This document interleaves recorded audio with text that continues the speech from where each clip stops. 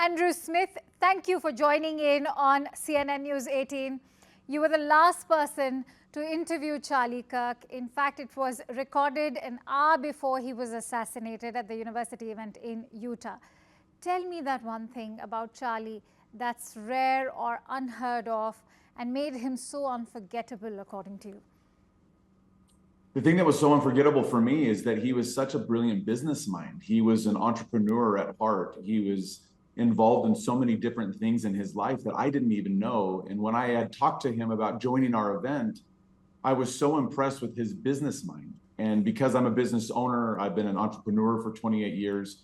It was really easy for me to notice that about him and tell him, Charlie, you need to come and share your entrepreneurial journey with the rest of the audience, because they'll learn something from being 31 years old and having accomplished so much in your short lifetime already. And he was so excited to come share his journey.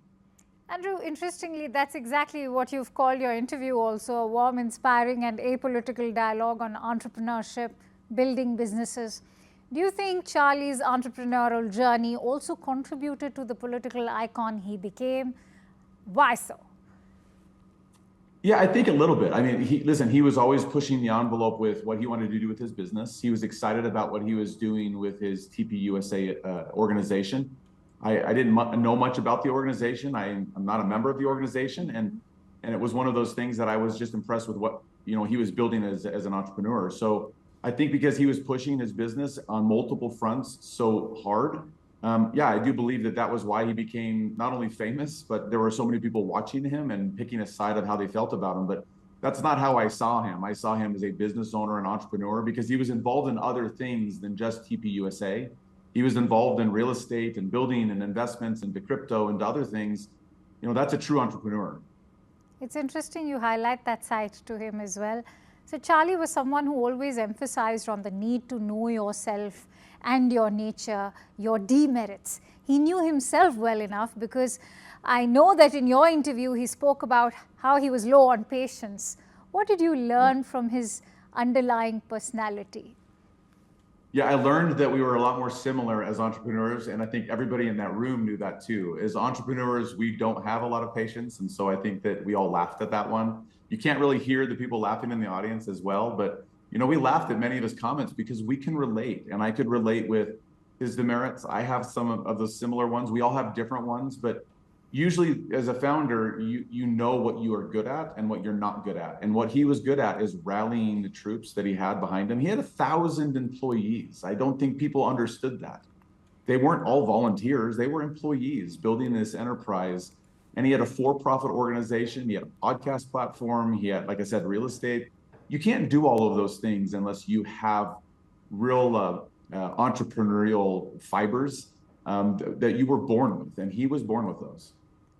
It's often said about leaders that they are narcissistic, that they are alphas.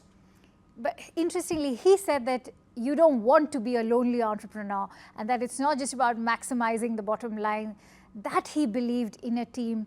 Is that what made him this cult figure, apart from just an entrepreneur?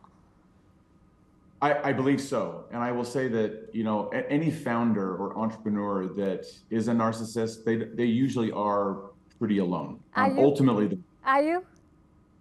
No, I am not. I have a big team. We have thousands of employees across America. And one of the things that I noticed about him that I appreciated and I liked, the same that we do within our organization, is we realize we cannot do it alone. And we talked about that in the interview. He's like, you cannot do this alone. It's about the team.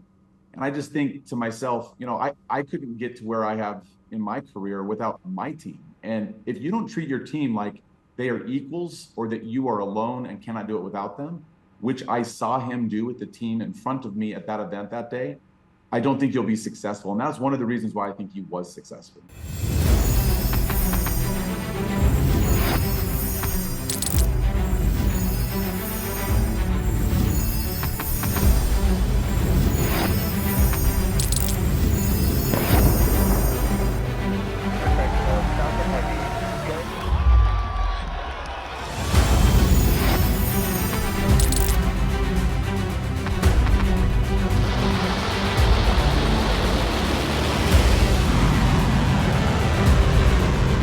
Fighting so long and so hard that they don't know what the f they're doing.